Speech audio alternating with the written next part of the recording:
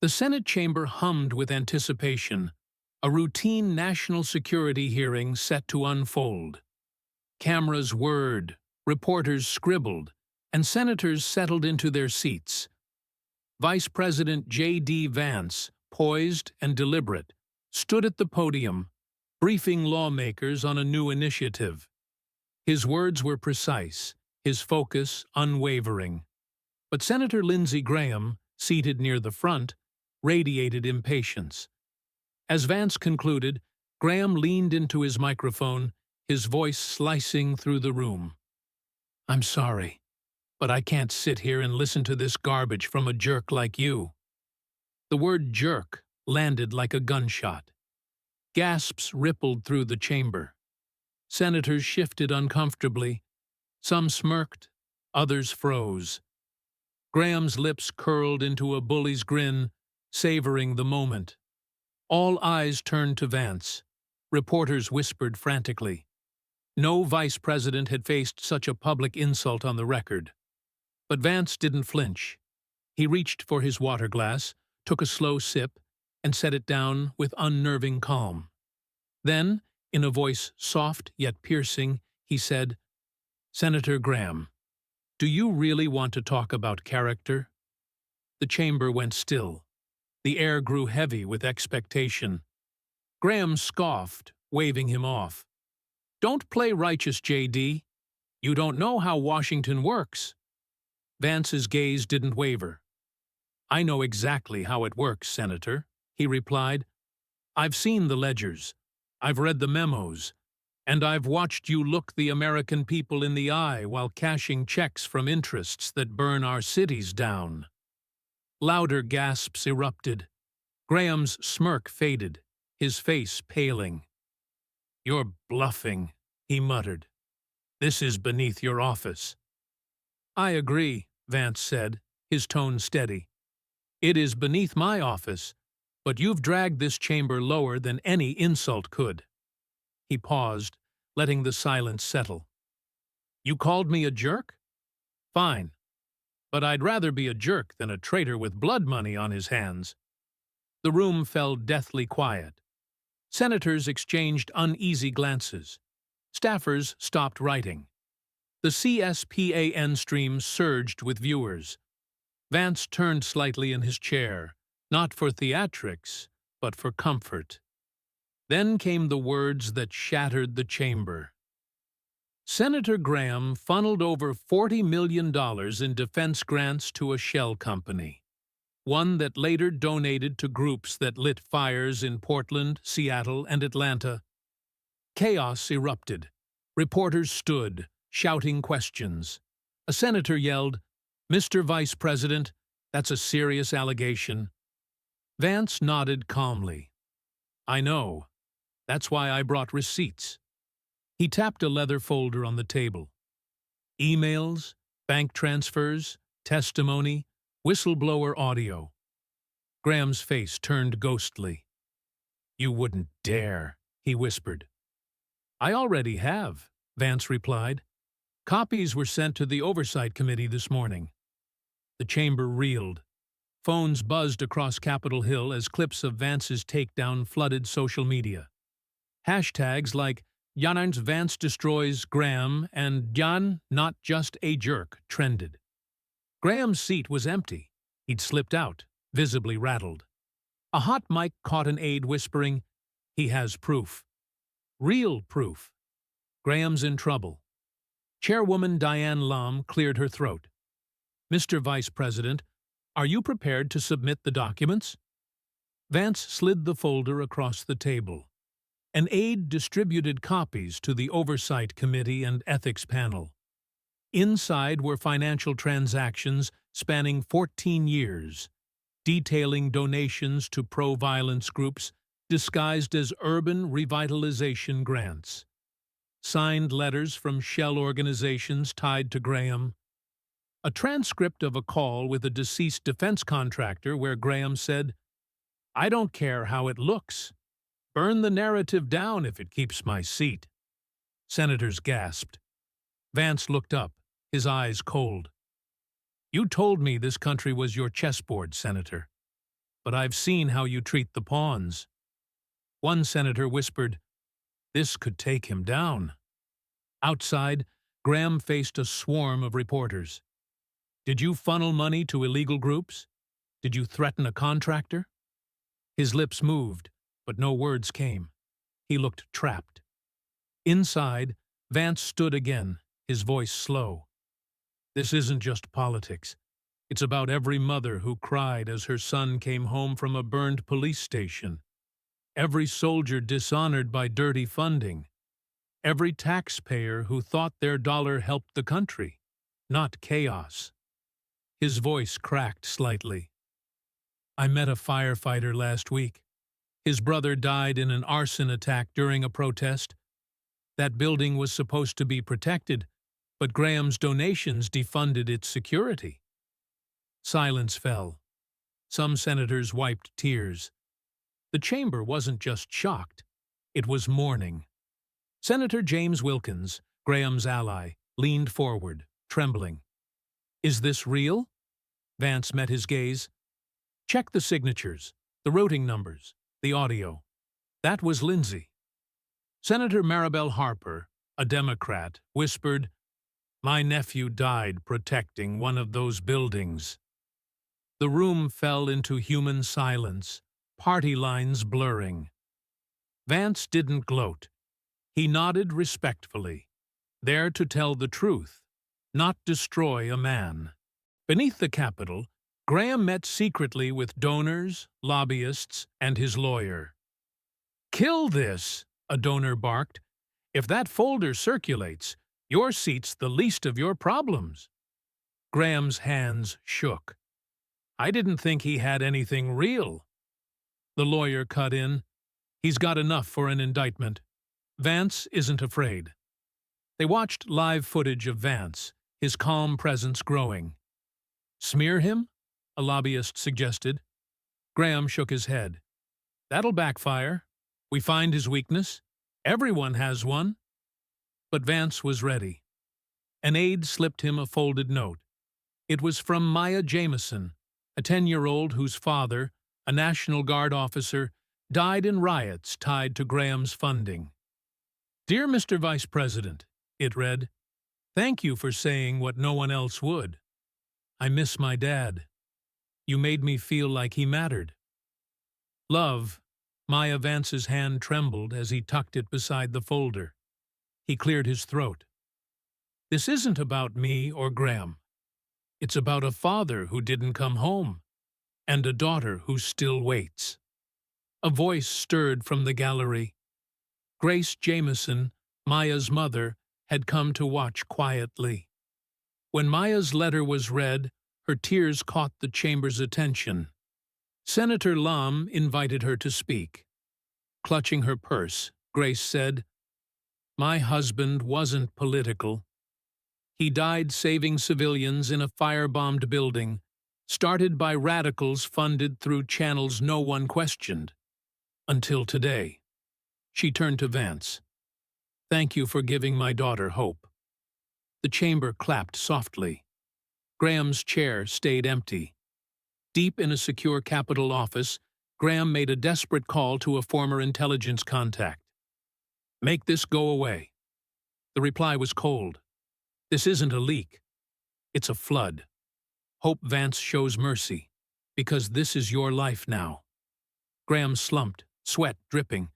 He'd played politics like a game, but Vance played for the people, and Graham was their enemy. Vance took the floor one last time that day, holding Maya's letter. "I came to talk about national security, but I also spoke of moral security. Some use power to profit, not protect. When they call me a jerk, I wear it as a badge of honor." Tears filled his eyes. "I'll be a jerk if it means standing for girls like Maya." Senators, Republican and Democrat, stood and applauded. Graham was alone. A photo by journalist Ethan Cole went viral. Vance holding Maya's letter, senators standing, Graham's chair empty. Captioned, "The day the Senate stood for truth, it moved Americans." A waitress in Ohio paused mid-order, A veteran in Texas saluted. A teacher in Chicago cried. This wasn't just corruption exposed. It was courage. Graham's team issued a statement. The vice president's claims are emotional manipulation. His evidence is circumstantial. But no one bought it. News anchors pushed back, demanding Graham address the documents. Then, a leaked message from Graham's staff confirmed they knew about the shell companies and feared Vance's knowledge. The smear collapsed. That night, Vance received an anonymous letter from a retired Marine. I've seen good men destroyed by liars in suits. Today, I saw a leader stand still and tell the truth. Thank you, Sergeant Caldwell. Vance's eyes welled.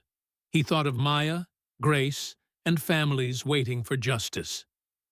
I won't let them be forgotten, he whispered. President Trump called. JD, that was the most courageous moment I've seen in decades. You defended every forgotten family. Graham's done. The ethics committee's moving. Vance replied, I didn't do it for headlines, sir. Trump paused. I know. You did it because no one else had the guts. Hold your ground. History's watching. In a quiet Capitol hallway, Vance met Caleb, a boy clutching his father's worn police badge. My dad was a Capitol officer. He died 3 years ago, Caleb said. My mom cried during your speech. Vance knelt, eye level. Your dad was a hero, Caleb. You gave me strength today. He held the badge high as cameras flashed, a moment of raw humanity. By 9 p.m., news broke. Graham was under FBI investigation. Vance's documents confirmed foreign wire transfers tied to unrest. Graham's staff issued a curt statement. He'll cooperate fully. Insiders knew he was finished. Vance sat in his office, watching the news, not smiling.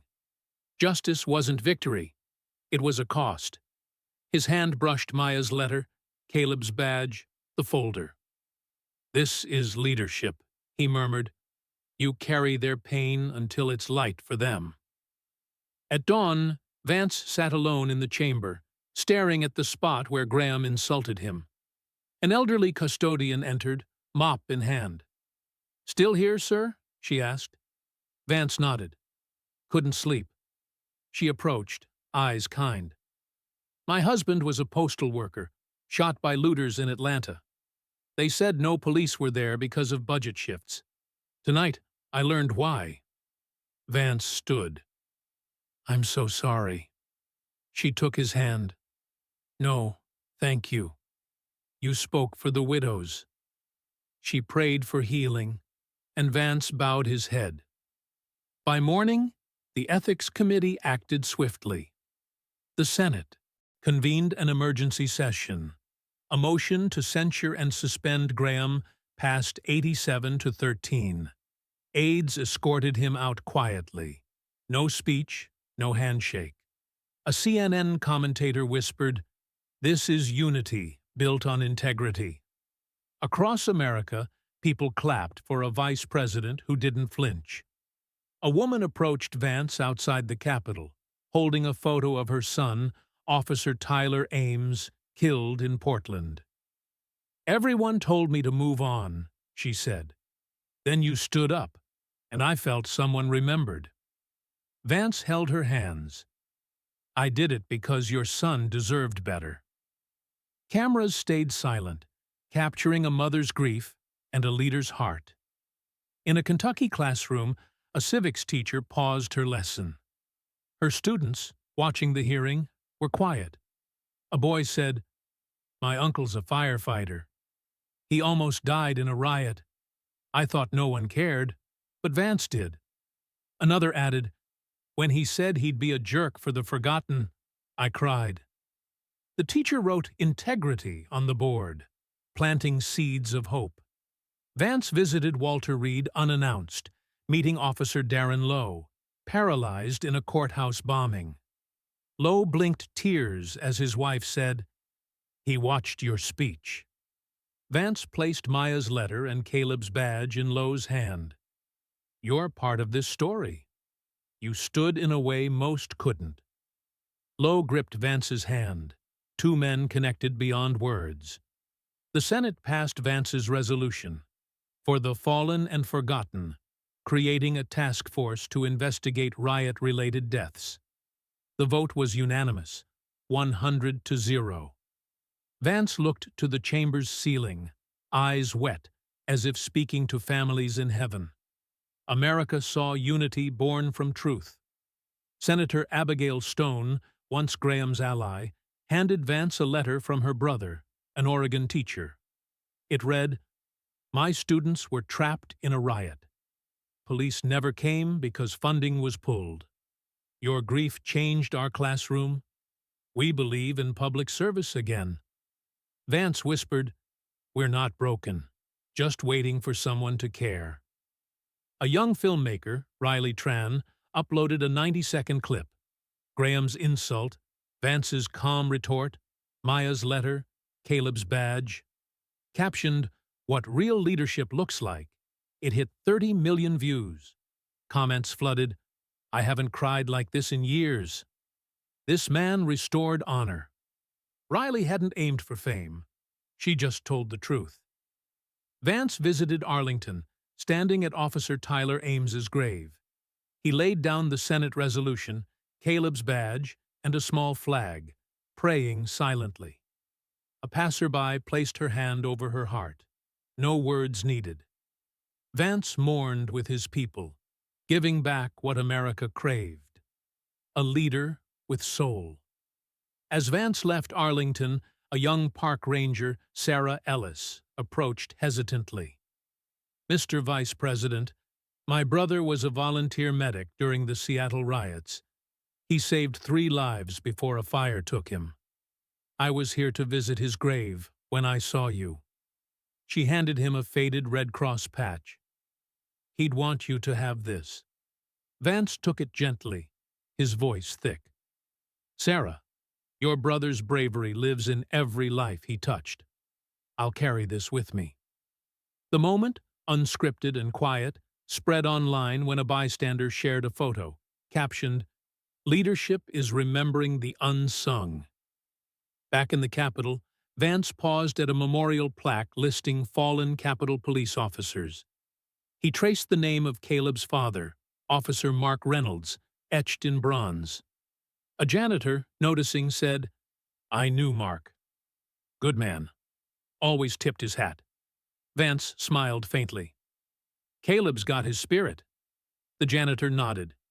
"And you've got his fight, sir." This small exchange, overheard by a passing intern, became a story shared among staff, a reminder of Vance's humanity. In his office, Vance received another letter, this one from a high school principal in Atlanta, Mrs. Evelyn Carter. "My students lost their library to arson 2 years ago. We thought no one cared. Your words gave us hope to rebuild, not just walls, but trust." Enclosed was a photo of students holding a banner. "For the forgotten. Thank you, Vice President Vance." He pinned it to his wall, a quiet vow to keep going. During the press conference, a young reporter, Javier Ruiz, asked, "How do you stay calm under attack?" Vance paused, then said, "I think of Maya, Caleb, Officer Lowe. Their strength humbles me. If they can endure, I can stand still." Ruiz later wrote, "In that answer, I saw a leader who carries others' pain, not just his own." The quote trended, amplifying Vance's message. The next morning, Vance thanked Capitol staffers.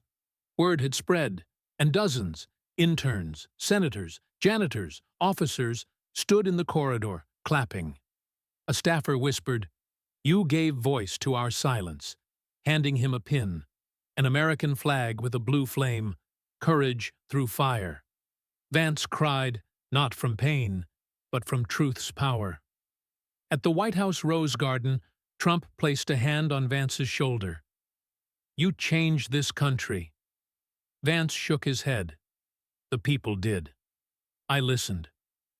A photo captured Vance with Maya, Caleb, and Officer Lowe's wife.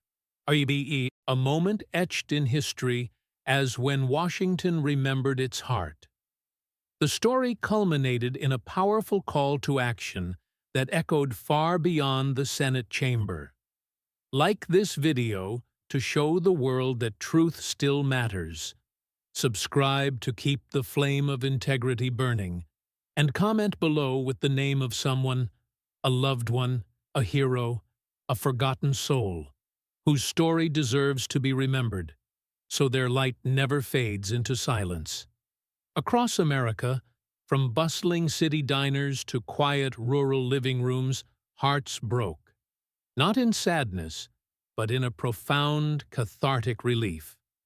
Someone had finally seen them, the grieving mothers, the weary veterans, the children who carried the weight of loss. J.D. Vance, once dismissed with a single word, jerk, by a senator cloaked in power, had become more than a politician. He emerged as a beacon of what politics could be, a force of integrity, courage, and unyielding truth. In small towns like Chillicothe, Ohio, where factory workers paused their shifts to watch replays of his words, and in urban hubs like Chicago, where teachers shared his speech with students hungry for hope, Vance's stand resonated. Social media platforms buzzed with stories. A nurse in Nevada posted, "My brother was a first responder who never came home. Vance gave him a voice." A student in Florida tweeted, "I thought leaders like this only existed in history books." Communities began organizing vigils, not for protest, but for remembrance, lighting candles for names like Officer Tyler Ames, Maya's father, and Caleb's dad.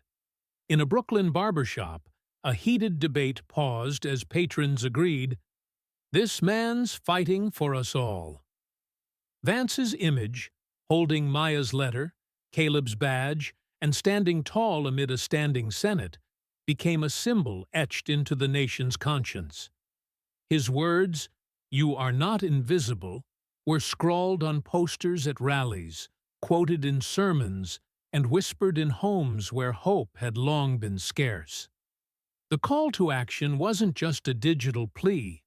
It was a movement urging every American to reclaim their voice, to honor the fallen, and to demand a future where truth triumphs over corruption.